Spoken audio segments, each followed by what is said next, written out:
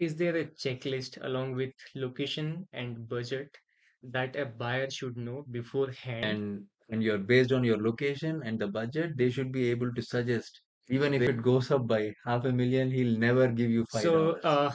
let's say I decided that I need to buy my first home now, and I should start looking for someone who can help me, like an agent, would help me.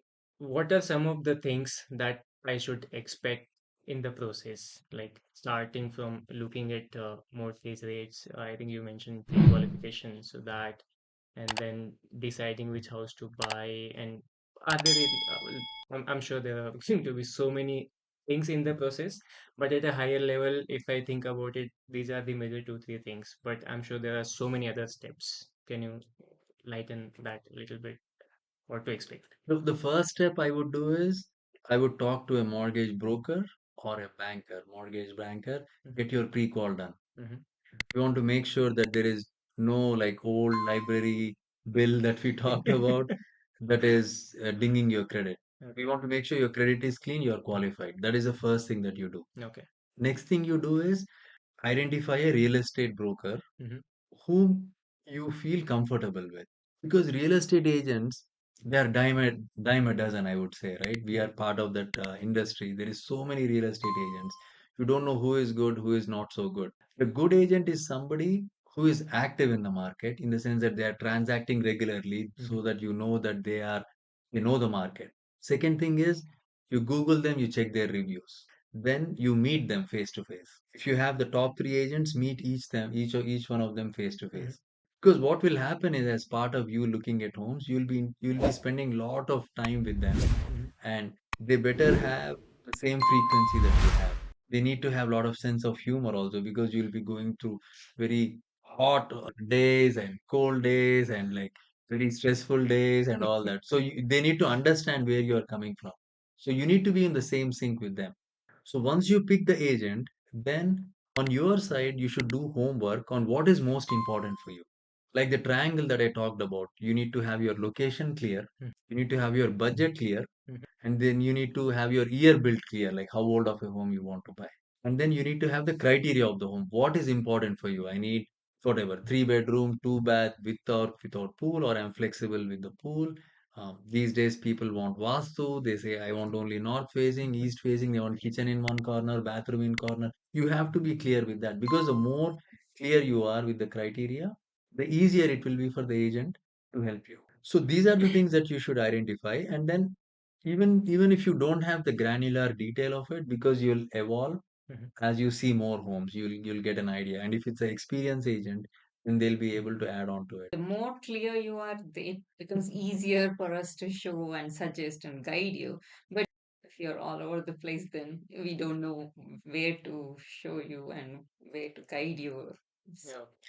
Okay. So prime example, we had a family who are moving from out of state, Mhm.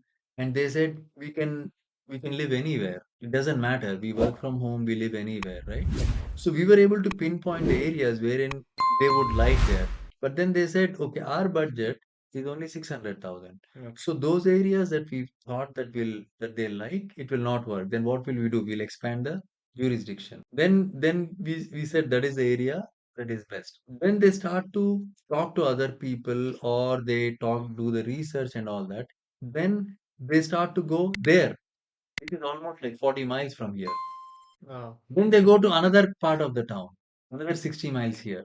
So then it will just confuse you. So as you meet the agent, like I told about the triangle, you need to be in a location that is within plus or minus 10-15 miles, where you know the jurisdiction, you research everything in that location, and you put the pin on there saying that is the location I want. Yeah, even like recently we had some clients, they want to be in South Chandler, but they want a house which is built after 2018. But there are few pockets of home here and there when the Chandler city was developed in 1997 or 1998. Having more flexibility, it will help us to show even in Gilbert area or somewhere close by or in the border at least. Yeah, so like you mentioned, there is a small pocket of houses if they are Yes, looking yes. for certain home. In a smaller pocket, that itself becomes a seller's market, right? Because there is not a lot of choice, and that you can look at, and you'll have to, if you want to decide one among say 10 or 20 houses, you'll have to pay more out of your pocket. Is that right? Yeah, yeah, probably you have a point. Again, goes back to the inventory. If you want to be in Chandler, newer homes, there is very few. While when you expand and go to Gilbert, there is a lot more newer homes, and there is more supply. Then you'll have a better shot at negotiating it. See, as a real estate agent, the real estate agent should be able to guide you Hmm. on this aspect. The location, and you're based on your location and the budget, they should be able to suggest where exactly, which neighborhood is something that you like, and they should be able to take you there and show the homes right away. That's how we are going to help you so that you make an informed decision Hmm. based on the knowledge we provide you. So you need a good realtor to be with you to guide you through the process. That's all. So you can yourself come up with like good answers, like where I want to buy, what is my budget, and then what area, what are the schools I need to Yeah, look at. So it's like a checklist it's a that I need checklist. to Yeah, have for the agent to make my life easier. Yes, correct. yes. So, That will help with the process. It's like in yeah. IT world, if the customer comes and he doesn't have a requirements document, you have to generate from the scratch, right? So while the customer comes up with the requirements document, then it's easy for the agent to tweak it and help. And I think if the buyer is it himself or herself is confused about this, and we end up wasting a lot of time for the agent and for the buyer itself, I think it will start getting frustrating on both the sides, and then I think out of frustration, nothing good can come out of that. Yeah, You're we can very say that. patient enough. See, real estate agents in general are patient. They enjoy seeing the homes and all that. So in general, they are patient because they deal with a lot of first-time home buyers. They know that there will be confusion in the beginning, but the more homework and prepared the buyer is, Hmm. the better it is for the buyer. Especially like you said, you shopping for a TV, right? Hmm. Let's say you start to look for a TV, there is so much of information. Sometimes you just get frustrated and just not end up buying. It will happen if Yeah, you are it not might clear, happen. right? Yes, But yes. if you know, okay, this is the size of the TV I want, this is the features I want, then you are crystal clear. Okay, I want to do this. Then your purchase process goes fast. In homes also is the same. Okay, so come up with a basic plan, and then if it's not fitting, then maybe start expanding a little bit, and then find Yeah, something yeah. around that is Yes, a Yeah. good plan. yes, yes. Next question is this a good plan to try to match my current rental that I'm paying? Because if I'm thinking about buying a house, I'm thinking that the rent that I'm paying is a little bit high. That's why I'm probably thinking about buying a house. So is it a good plan to try to match that and stay around that limit, or how is it? What do you experienced investors perspective? My take is they're totally different. See, with house, what are you getting and what are you paying for, right? With house, you're getting most probably a bigger space. You're getting a lot of emotional security. You're able to host more people in your house. You're going to make bigger friend circle. You're going to have an opportunity potentially of the house going up. All of these cannot be accomplished in an apartment that you are living in. And even the main pride of ownership. You Pride own of a ownership. house, yeah. So all that you're not getting. So they are mutually exclusive. Rent and home, there is like no comparison. Apples and oranges. It's totally different. But then to have a roof over my head, how much is the cost? That's the reason we are even asking this question as to Right. how we are comparing, right? Yeah. If your rent, the difference between the rent and mortgage, if you are able to somehow manage it in the worst case, right? Mhm. Best case, you can do it, no problem, no sweat. But in case you lose your job, if you are able to sustain it for 3 to 4 months, then I would say it's a no-brainer because you're getting all these benefits that I just told you. For renting, you'll never get those benefits. Your landlord will never say that, okay, it's been 5 years, the value has appreciated by 250,000. I'll give you 200,000. The landlord will never say that to you, ever. Even if it goes up by half a million, he'll never give you $5. So that you're getting here. So that's why we are unable to compare rent and this. We don't want to compare. Coincidentally, if it is the same, then it's a bonus for us. It could be the same. Let's say if you go to outskirts, we talked about Florence from Scottsdale, Yeah. right? The Florence mortgage can be the same as what you have in Scottsdale, Mhm. potentially. But that's not the criteria. Our plan to buy this home is to be able to sell it in 2 to 5 years whenever you're ready to go upgrade again. I don't want to compare your rent to this. They are two separate. They are apples to oranges. We are only buying as an investment. We are only buying because you feel financially stable. We are Mhm. only buying because you feel you can pull off this payment even if you lose your job for the 4 months, even if you have to leave out of state, you can rent it. That's how I feel it. Wow. Okay. So, like you mentioned, if you are financially feeling good about it, go for it. And then you also mentioned, even if you lost your job, if you can sustain it for 3 to 4 months, then it's a good situation to be in. So, do you suggest 3 to 4 months of backup for mortgage just in case such eventualities come up? Or is there a like bigger term, maybe 6 months of down, 6 months of payments and then survival cost that you have? How much backup to keep on site just in case something like this happens? Yeah, it's just like insurance and what you're comfortable with, right? I would say 3 months in the sense that we are talking about the difference, the delta. Hmm. If you're paying 2000 rent, Hmm. if your mortgage is 3000, Hmm. we are only talking about the $1000 Okay. because we are not talking 3000 because even if you lose a job, your landlord will need rent. So the 2000 we have to pay regardless. So we are only trying to deal with the extra $1000 is how I see it. I would say 3 months. Even all these financial planners talk about emergency fund and all that. They say you need to have three Yes. to six months, right?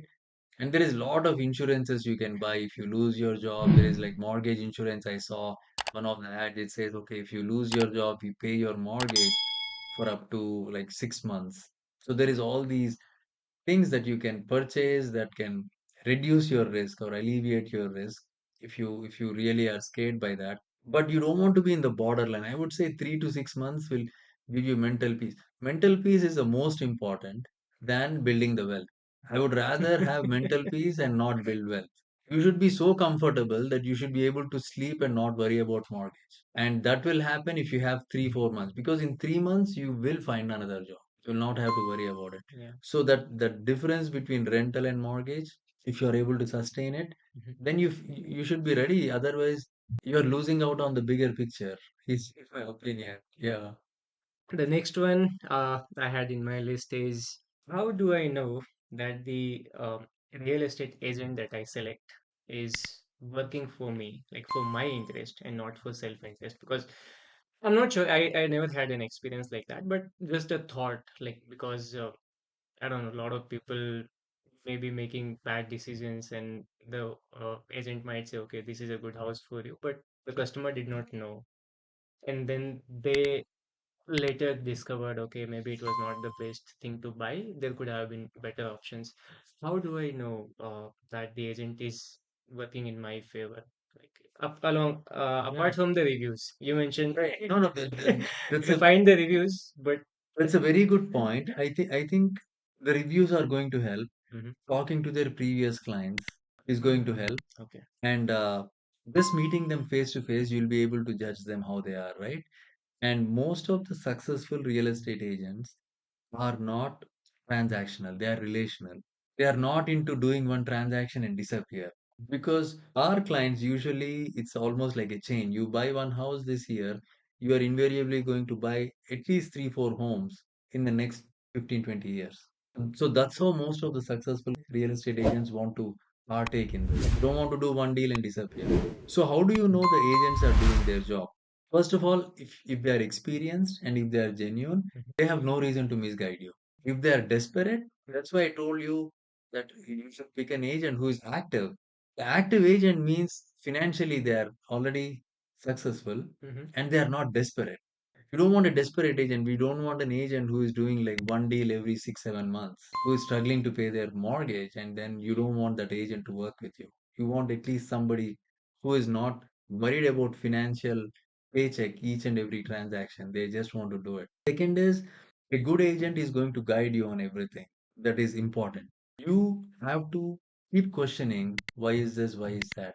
For example, agent is going to help you with the inspection period. The first 10 days in an Arizona real estate transaction, The buyer has an opportunity to do the inspection of the house. You Okay. have 10 days to do any inspection. You can do roof inspection, foundation inspection. There are almost like 30 different kinds of inspectors who will take your money to inspect everything.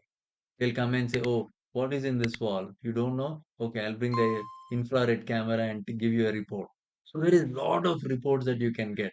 So a good inspector is going to guide you on how to pick the inspector, and you get the report. And then based on the report, you can do further investigations and see if the home is right for you or not. So you as a consumer, educating yourself is the best way figure out if the agent is doing a good job for you, and that you will get, and any good real estate agent is going to educate you. Like for example, this discussion that we are having is because we want to educate our consumer, because we want the consumers to be totally empowered with this. It's not rocket science. It's beneficial for you to learn, because this is like the first home of the many that you're going to be buying. So it's important you learn this. This is the best wealth building tool of your entire life. Why would you not learn this, right? Yeah. So coming back to your question, you need to educate yourself on a lot of these things, and a good agent is going to help you learn all of that so that you are ready for this for your next house. I was reading a little bit about this, and I saw like there are part-time agents as well. Does that mean like since if they're working a full-time job which is not into real estate, but they are also trying to get established in real estate? I'm sure there are some really high quality agents in that as well. But does that scare people that they are part-time and they are not full-time invested, like they are not fully invested in their passion? If this is their passion, they're not fully invested in that. And then does that scare the buyers, or should buyers be scared about that?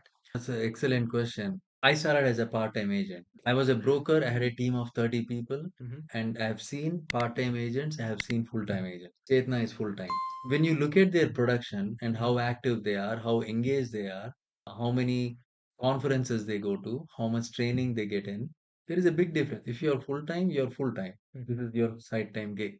Imagine if we two are dentists or hairstylist. I'm a part-time hairstylist. He's a full-time hairstylist. I do IT work, but weekends I cut hair. Imagine that. She's full-time. 7 days of the week she cuts hair. It's just hair. Whom will you choose? I think I'll choose her. Okay. That's your answer. Part-time, I might be the best hairdresser, but 5 days of the week I'm doing IT work. Only 2 days of the week I'm cutting hair. I'm the best dresser. You'll get your hair back in 30 days, even if I cut mess it up. Still you're choosing her. Why Because would you not choose a full-time agent when your entire down payment and your wealth building foundation is being established? It doesn't because make sense to go with part-time agent for that reason. Even though I am part-time, I started part-time. I'm not part-time, I'm full-time right now, but I started part-time. I've seen part-time agents miss text messages, miss phone calls, miss emails when the negotiation is happening in the heat of it, because they're busy with something else. okay. Because if a seller is ready to buy, if they have two offers, they are communicating actively. Hmm. Most of the listing agents are full-time agents, most of them. Okay. Some part-time agents are here and there. As a listing agent, you are trying to communicate, negotiate the deal. You don't want that guy to wait until 6 o'clock and call me. I called you at 8 o'clock. You better call me back. And who is losing? Customer. Customer is losing. So my opinion is part-time agents can be excellent, but full-time agents might at least have the opportunity to provide a full-time service. They are available, they can respond faster, things like that. What's your opinion? Yeah, We've I seen. mean, that's true. Like a year back when it was getting crazy, I think even the last text or the last word you say to the seller's agent will count, like they will remember you. Like, Yes. so it makes the difference, like how many times you keep yourself engaged in that transaction makes a difference in the sale. Plus, it's a small network of agents. If they see our name, I mean, they remember us that we did a transaction. If you're doing one deal now and one deal after 8 months, Hmm. agent will not know. They don't feel confident, and then they look at your production. I mean, that's the first thing that we do. If when we list a home, we get an offer. We first look at the number of deals the other agent did, and based on that, we'll know if the other agent is active or not. So that is going to impact the customer. Yeah, and I think if if one agent has done a lot of transactions because they are full time. Part time, I don't think you can get that many transactions today, working 2 days a week versus working 7 days a week, right? So the amount of experience that one accumulates working full time is more, and that probably gives me more confidence. Yeah. So I think that makes sense. Yeah, I mean, I feel like just the opportunity to learn real estate, there is so much to learn, and part-time agents might not have the opportunity to learn it all unless they are part-time for 30 years versus somebody is full-time for 5 years. So if they're part-time for 30 years, they probably have learned it all, like how a 5 year full-time agent has done. So you need to know fully about the agent if they are Yeah, good. I mean, sometimes you don't know what you are missing out, right? If the agent screws you, you'll not even know. that is true. That's That the is true. problem with this thing. But I would go with just like picking a hairstylist, just like picking a dentist, just like picking a doctor. You would want the best to represent you. You would want somebody who's totally dedicated to their profession to represent you. You don't want part-time people to represent you. Some people go with them and they seem to be happy. So the choice is up to the customer. Yeah. Fair enough. Yeah. Yeah. Looking at the current market conditions, like you mentioned, next 6 to 8 months is when the situation might improve based on what you are feeling, right? So that might be the best time to start buying. Uh, do you suggest that time, or wait for a few months and see how market turns out? Because recession, it's not declared yet, and if that happens, do things change if, say, Fed rates are increased? Do things change, or if inflation rates, instead of coming down, again go up? Something changed. Layoffs continue because a lot of companies did layoffs last year, and we are still expecting a lot of layoffs will happen. That will scare the market. Stock market hasn't been performing really well last few months, and then it's not looking good at this point as well. It might go down, it might go up, or it might keep fluctuating. What do you suggest? We start thinking 6 to 8 months from now, or we wait for a few months, keep preparing, and then if that time comes, if the time is right, we get into it. In real estate, things change really fast, and then before you know it, the tide has gone. That's how it True. happens. That's what happened. Like pre-COVID, suddenly it was a small recession for a few weeks, and Mhm. suddenly prices just shot up. Before the buyers were able to realize the prices were already 20% high. Interest rates also happen like that. It will not be wherein Fed announces and you'll have time to react. It will go so fast Mhm. that you'll not even know. It will go super fast. My suggestion is if you're already paying rent and you are financially stable, it's your time to shop. If things change, then you always have an opportunity to refinance or sell or reinvest because you're putting 5% down. That's the reason I said put as minimum as possible. Mhm. You put 5% down and keep watching. Then if something else comes up, you think the market is tanking or if the conditions have prevailed, nothing is preventing you from buying the second house, even though it might seem like it's a far cry right now. You think, oh, I don't even have one house. How will I buy another house? I thought the same, Mhm. but now we own more than 15 properties. The Uh, reason it happens is you buy one and you keep looking for opportunities and you buy another one. Nothing is preventing you. If you buy one in 2023, nobody is preventing you from buying another one in 2024 or 25. Nothing is preventing you. The banks give you loans, especially for people with good income. You can buy another property, but you cannot react when positive news comes. It will be just too fast. If the interest rates drop by 1%, mhm. you will have like almost 10 times the buyers that are there in the market, and the competition will be so fierce, Mhm. especially in the first time buyer segment. You'll have fierce competition. Again, right now you have an advantage. You can just walk in, make an offer, and you can negotiate buy downs, you can negotiate price reductions, you can negotiate all that. If the interest rate goes up by 1% or goes down by 1%, it will not be possible. But if the interest rate goes down by 1%, you can refinance the current mortgage or you can buy another house. You feel that the climate is good for buyers at better than what it is right now. How I would do it. It's just not possible for us to gauge everything. But financial stability is the most important, more than the market conditions for first time buyers, especially. You're trying to buy a second home after the first home, then you do more analysis because you're not obligated to buy.